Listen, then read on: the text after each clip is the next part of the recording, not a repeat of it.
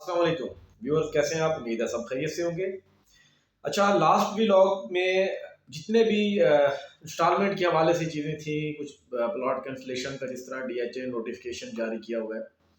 तो काफ़ी सारे व्लॉग उस चीज़ पे ही मैंने बनाए हैं। आज के इस व्लॉग में थोड़ा सा मैंने ये सोचा है कि डिस्कस करूं कि क्या आप लोगों को इन्वेस्टमेंट के लिए सिर्फ रियल एस्टेट को ही चुनना चाहिए या कोई और ऑप्शन आप लेना वो आपके लिए ज़्यादा सूटेबल रहेगा। थोड़ा सा इस पे मैं कुछ अपनी ऑब्जर्वेशन है जो हल्की फुल्की मैंने स्टडी की है वो आपके साथ डिस्कस करूँगा। अच्छा, मुख्तलिफ व्लॉग पहले भी मैंने किए, उन पे कुछ लोगों ने कहा कि जी डीएचए में इन्वेस्ट करना अभी बेसूद है या रियल एस्टेट के अंदर इन्वेस्टमेंट बेसूद है। तो मैं मुखातिब हूँ तमाम उन अहबाब से जो गोल्ड के हवाले से ज़्यादा नहीं रखते हाव नाव, कि इतनी तेज़ी नहीं है उनके माइंड में, इतना वो डिसीजन फ़ौरन से नहीं लेते, या इतना उनके पास टाइम नहीं होता कि वो उस मार्केट की स्टडी करके उसके मुताबिक अपना पैसा वहाँ पे इन्वेस्ट करें, और जब रेट अप हो या डाउन हो उसके मुताबिक मतलब वो अपनी सेल परचेज करें। या दूसरी तरफ अगर आप कहें कि डॉलर का एक बहुत बड़ा आपके पास ऑप्शन था, काफ़ी सारे दोस्त वहाँ पे भी इन्वेस्ट करते रहे हैं और यकीनन आप भी कर रहे होंगे। लेकिन उसमें ये है कि जिन लोगों का बिल्कुल फोकस उस साइड पे है, वही लोग वहाँ पे कामयाब हो सकते हैं। अगर कोई नया बंदा वहाँ पे एक्सपेरिमेंटल तौर पे जाके इन्वेस्टमेंट करेगा, खा वो गोल्ड में करे, खा वो जाके स्टॉक एक्सचेंज में, मतलब क्रिप्टो में, सॉरी स्टॉक एक्सचेंज नहीं, क्रिप्टो का मैं कहना था, कि क्रिप्टो में जाके इन्वेस्ट करे या वो जाके डॉलर्स में इन्वेस्ट करे। इन तीन ऑप्शंस में अगर आप इन्वेस्ट करने की अहलियत रखते हैं, अगर आप इतना शार्प माइंडेड हैं कि आप मार्केट में जब तनज़ली हो तो आप अपना पैसा इन्वेस्ट करें, और जब मार्केट बेहतर हो और आपको पता चले कि जी मार्केट बेहतर होने जा रही है, तो आप वेट करके अपना पैसा बिल्कुल 11th आवर पे जाके निकाल लें, तो आपको वहाँ पे रिवार्ड मिल सकता है और अच्छा रेवेन्यू लोग वहाँ से इकट्ठा कर रहे हैं, जनरेट कर रहे हैं। लेकिन जिसका उस साइड पे इतना वो फोकस नहीं है या एक्सपर्टीज नहीं है, अगर उनमें से कोई वहाँ पे जाके इन्वेस्टमेंट करता है, तो मेरे ख्याल से वो वहाँ पे जाके परेशान ही होंगे। उनके लिए मेरे ख्याल से वहाँ पे कोई इतना स्कोप नहीं होगा, क्योंकि ये तीनों चीज़ें एक प्रॉपर, मैं कहता हूँ एक स्टेट, एक वो स्कोप है इस चीज़ का। इस तरीके से हम कहते हैं ना कि रियल स्टेट एक अलहदा से फील्ड है, तो वो तीनों बिल्कुल एक अलहदा से फील्ड्स हैं, और उसमें इन्वेस्टमेंट करने के लिए आपको पूरी स्टडी चाहिए होगी, एक्सपीरियंस चाहिए होगा, बगैर उसके वहाँ पे इन्वेस्टमेंट नहीं हो सकती। तो एक आम आदमी जिसको इन चीज़ों की इतनी वो नहीं है, और वो ये सोच रहा है कि जी मेरा पैसा बैंक में मैंने रखा हुआ था, बैंक पे मुझे प्रॉफिट मिलता रहा है, या कुछ ऐसे दोस्त जो ये चाह रहे हैं कि जी मेरे पास कहीं से कोई पैसा आया है, खा वो किसी और बिजनेस में से आया है, खा वो उनके पास पड़ा हुआ था पहले से ही, या उन्होंने अपनी कोई प्रॉपर्टी बेची है, तो वो सोच रहे हैं कि जी पैसे को क्या करना चाहिए। तो उनसे मैं स्पेशली मुखातिब हूँ कि पैसा अपना ना रखें यूं ही, वो डिवैल्यू ही होगा, उसकी वर्थ कम होगी डे बाय डे, जिस तरीके से हम सूरत हाल को देख रहे हैं। और अल्लाह ना करे जिस तरीके से हम देख रहे हैं कि पाकिस्तान डिफ़ॉल्ट करने के दाने पे खड़ा हुआ है, तो कुछ भी हो सकता है। तो उसमें यही है कि आप अपने पैसे को किसी जगह पे यूं इन्वेस्ट करें कि जहां पे आपका पैसा सेफ रहे, आपके पास रहे और आपके लिए वो सेफ रहे। तो उसमें वो तीन ऑप्शंस जो मैंने पहले आपके साथ डिस्कस किए हैं, कि अगर आप डॉलर में ट्रेड करना चाहें, क्रिप्टो में आप ट्रेड करना चाहें, आप गोल्ड की तरफ आना चाहें, या अगर आपका कोई और बिजनेस है, तो आप फर्स्ट प्रायोरिटी पे उन चीज़ों में लगाएं अपना पैसा, और वहाँ से आप वीकली, मंथली या हर 2-3 माह के बाद अपना वहाँ से ROI अपना जनरेट कर सकते हैं। लेकिन अगर आप उन चीज़ों में नहीं जाना चाहते, इतनी वो तेज़ी नहीं है कि आप वहाँ पे जाएं और वहाँ से आप इन्वेस्टमेंट के बाद अपना प्रॉफिट ले सकें, या आप बैंक में पैसा नहीं रखना चाहते क्योंकि वो सूद की एक शरह समझी जाती है, तो वहाँ पे अगर आप नहीं जाना चाहते, तो मेरे ख्याल से फिर आपको एंड पे यही ऑप्शन बचती है कि अपना पैसा जो है आपका, उसको डिवैल्यू होने से बचाने के लिए आप रियल एस्टेट में इन्वेस्ट करके रख लें। आप साल 2 साल वेट करें। एक चीज़ है कि हमारे पाकिस्तानी क्यों ज़्यादा परेशान हो जाते हैं, क्योंकि हम पाकिस्तानियों का एक बहुत बड़ा मसला है। वो मसला ये है कि हम शॉर्ट टर्म के लिए चलते हैं। हम ये कहते हैं कि जी कोई भी चीज़ है, ख्वाह कोई भी बिजनेस हो, या हम फिलहाल, क्योंकि मैं रियल एस्टेट के हवाले से आप लोगों से यहाँ पे आके इस प्लेटफॉर्म पे डिस्कस करता हूँ, तो रियल एस्टेट की एग्जांपल दूंगा कि आपने अगर आज प्लॉट लिया, हम पाकिस्तानियों ने, मैं अपने आप को भी उसमें शामिल करूंगा, अगर हमने आज इन्वेस्ट किया है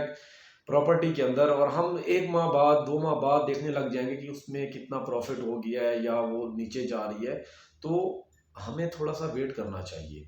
मतलब आपको 1-2 साल मिनिमम आपको रखना चाहिए, उसके बाद जाके।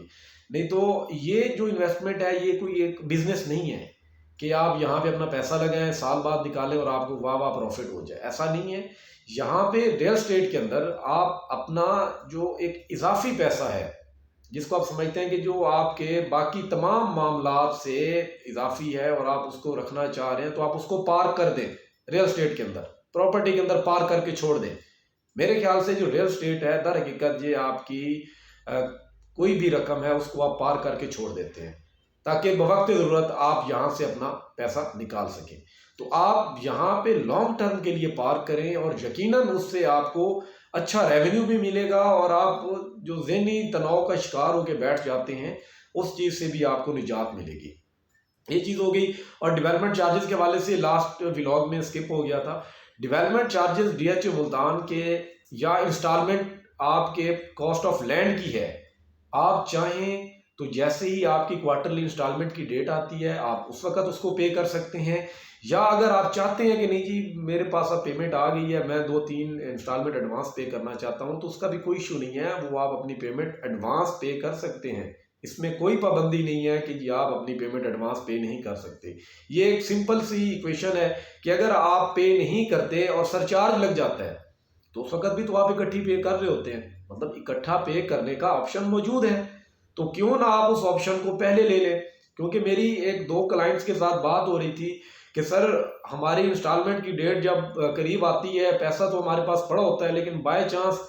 मैं या मेरे घर वालों में से कोई ऐसा नहीं होता कि जो अवेलेबल हो और वो जाके इंस्टॉलमेंट पे करके आए, तो क्या मैं अपनी इंस्टॉलमेंट पहले पे कर सकता हूँ? तो बिल्कुल आप अपनी इंस्टॉलमेंट चाहें तो एक साथ जितनी अमाउंट बनती है वो आप इकट्ठे पे कर दें, चाहें तो आप थोड़ी थोड़ी करके पे करते रहें, चाहें तो जिस तरह रेगुलर आपकी इंस्टॉलमेंट्स आ रही हैं उसके मुताबिक आप पे करें। बल्कि इसमें एक चीज़ ये है कि आपकी अगर कॉस्ट ऑफ लैंड है और उस पर अगर आप लमसम पेमेंट कर देते हैं तो उस पर भी आपको कुछ रिबेट मिल जाता है, कुछ आपको वहाँ पे डिस्काउंट मिल जाता है, आपको कुछ रिटर्न मिल जाता है, उसमें से अमाउंट आपको रिफंड हो जाती है। इसी तरीके से अगर आप डेवलपमेंट चार्जेस पे आप पे कर देते हैं एक साथ, तो उसमें भी कुछ ना कुछ आपको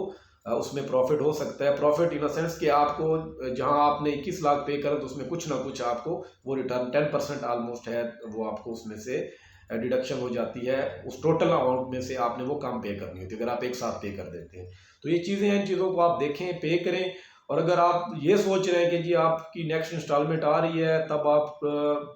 कंट्री से बाहर होंगे, या किसी ऐसे पाकिस्तान में किसी ऐसे इलाके में जाके फंस जाते हैं, किसी मामला में फंस जाते हैं कि जी मैं शायद पे ना कर पाऊँ, तो आप उसे को पहले भी पे कर सकते हैं, इसमें कोई इशू नहीं है। आप अपने किसी भी एरिया के अंदर जहाँ पे आप मौजूद हैं, आप अपना मेंबर एरिया लॉग इन कर लिया करें। मेरे ख्याल से काफ़ी सारे दोस्तों को शायद इस चीज़ का इल्म नहीं है। 50%, मैं लाजमी कहूँगा कि 50% लोगों को इल्म नहीं है कि मेंबर एरिया वो अपना लॉग इन करें। जिनके प्लॉट्स हैं वो डीएचए की वेबसाइट पे जाएं, वहाँ पे मेंबर एरिया आपको मिलेगा, वहाँ पे आप अपना साइन अप करें। साइन अप करके वहाँ जब आप लॉगिन करेंगे वहाँ से आप अपना वॉचर जो है किसी भी किस्म के ड्यूज़ हैं वो आप वहाँ से खुद अपना वॉचर जो है वो बना सकते हैं, वो आप जनरेट कर सकते हैं। जनरेट करके जो आपकी पेमेंट होगी वो पेमेंट आप पे कर लें, और जो आपकी वो रसीदें होंगी, एक कस्टमर कॉपी होगी वो तो आपके पास रहेगी, बैंक के पास एक कॉपी चली जाएगी, और एक जाती है डीएचए की कॉपी, वो आपको फिर जब इजी हो आप डीएचए पहुंचा दें। या उसका भी एक तरीक़ेकार था कि आप उसकी पिक्चर बना के उसको डीएचए के गिवन नंबर पे आप व्हाट्सएप कर सकते हैं, वहाँ वो आपका जो वॉचर है उसको अपडेट कर देंगे, या आपका मेंबर एरिया जहाँ पे आप लॉगिन करते हैं वहाँ पे भी आपको ये सहूलत थी कि आप अपना वॉचर वहाँ पे अपलोड कर लें और डीएचए और वहाँ से उस सिस्टम उसको देख के ऑटोमेटिकली वो अपडेट कर देगा। तो ये चीज़ें थी, बाकी हो सकता है कुछ चीज़ें आपको मेरी समझ आ गई हूँ जो आज इस व्लॉग में, मेरे ख्याल से ये पहले से थोड़ा अलग मैंने व्लॉग बनाया है, और हो सकता है ना समझ आई हूँ, तो आप मेरे से पूछ भी सकते हैं। मेरे नंबर पे मेरे से रब्ता कर सकते हैं। मेरा नंबर है 0312678282। और बाकी इंशाल्लाह जो ये टॉपिक मैंने आज डिस्कस किया, इस टॉपिक पे इंशाल्लाह फ्रिक्वेंटली मैं आगे वीडियोस मज़ीद बनाता रहूँगा, ताकि इसमें ये है कि मेरा अपना जो है माइंड वो भी खुले, और हो सकता है ये डिस्कस करने से आपके जहन में भी कुछ नए आइडियाज़ आ जाए। और इंशाल्लाह फिर नेक्स्ट व्लॉग तक के लिए मोहम्मद अली वारिस को इजाज़त दीजिए। अल्लाह हाफिज़।